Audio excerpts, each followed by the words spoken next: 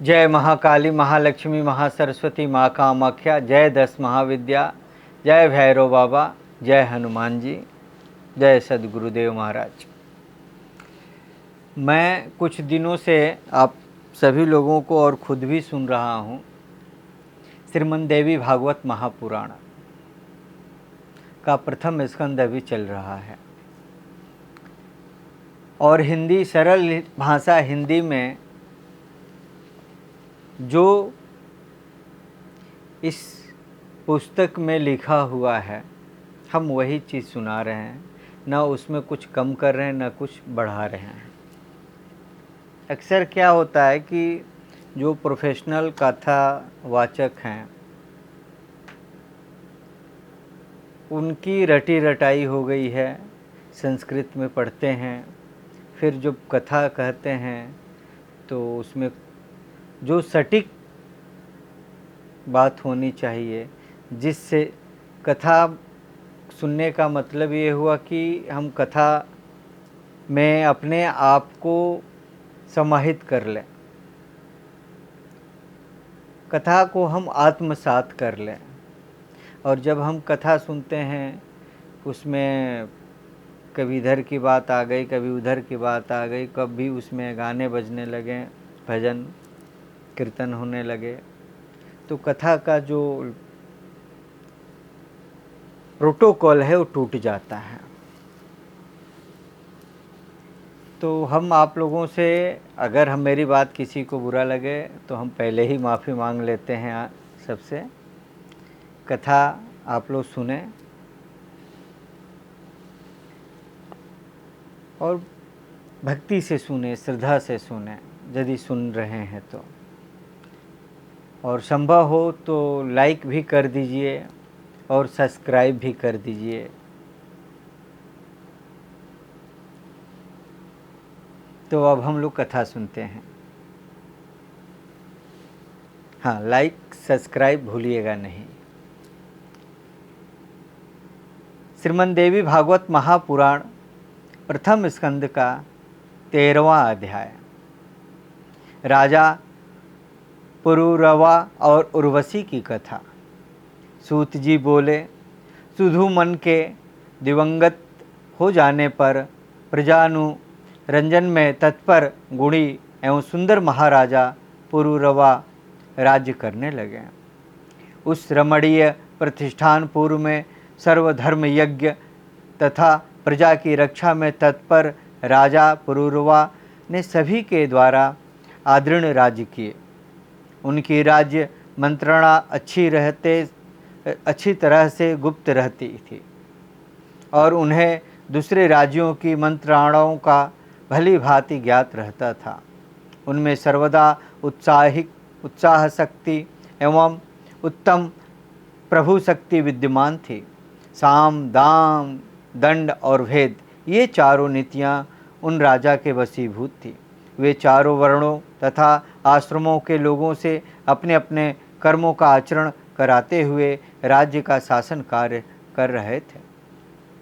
वे राजा पुरूरवा विपुल दक्षिण वाले विधिवत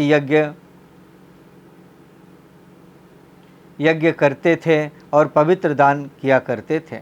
राजा पुरूरवा के रूप गुण, उदारताशील, ऐश्वर्य एवं वीरता की प्रसन्नता सुनकर उर्वशी उनके वशीभूत हो गई। उन दिनों वह भी ब्रह्मा के शाप से पृथ्वी पर मनुष्य योनि में आई थी। अतः उन मानिनी ने उन राजा को गुड़ी जानकर उन्हें पति के रूप में स्वीकार कर लिया। वह वरांगना इस प्रकार की शर्त रखकर वहीं रहने लगी। उसने कहा, हे राजन, ये दोनों भेड़ के बच्चे मैं आपके पास धरोहर के रूप में रखती हूँ। हे महानद, आप इनकी रक्षा करें। हे नृप, आप दूसरी शर्त है कि मैं केवल घी ही खाऊंगी और कुछ नहीं। और हे महाराज, तीसरी शर्त है कि सहवास के अतिरिक्त किसी दूसरे समय में मैं आपको कभी वस्त्रहीन अवस्था में न देखूं। हे राजन, यदि आप इन कही गई शर्तों को भंग करेंगे तो मैं उसी समय आपको छोड़कर चली जाऊंगी। यह मैं सत्य कह रही हूँ। इस प्रकार उस कामिनी उर्वशी ने जो कहा था उसे राजा ने स्वीकार कर लिया और उर्वशी साप से उदार पाने की इच्छा से राजा पुरुरवा को प्रतिज्ञाबद्ध करके वहीं रहने लगी। उर्वशी के द्वारा मुग्ध किए गए राजा सब धर्म कर्म त्याग कर अनेक वर्ष तक भोग विलास में पड़े रहे। उस समय आसक्त मन वाले वे सदा उसी का चिंतन करते रहते थे और उस पर अत्यधिक मोहित होने के कारण एक क्षण भी उस उर्वशी के बिना नहीं रह सकते थे। इस प्रकार जब वर्ष बीत गए तब देवलोक में इंद्र ने अपनी सभा में उर्वशी को अनुपस्थित देखकर गंधर्वों से पूछकर कहा, हे गंधर्वगण, तुम सब लोग वहाँ जाओ और प्रतिज्ञाबद्ध राजा के घर से भेड़ों को चुराकर उर्वशी को ले आओ, क्योंकि उर्वशी के बिना मुझे यह स्थान अच्छा नहीं लगता। अतः जिस किसी भी उपाय से उस कामिनी को तुम लोग लाओ। तब इंद्र के ऐसा कहने पर विश्वावसु आदि प्रधान गंधर्वों में वहाँ से जाकर रात्रि के घोर अंधकार में राजा पुरुरवा को विहार करते देख उन दोनों भेड़ों को चुरा लिया।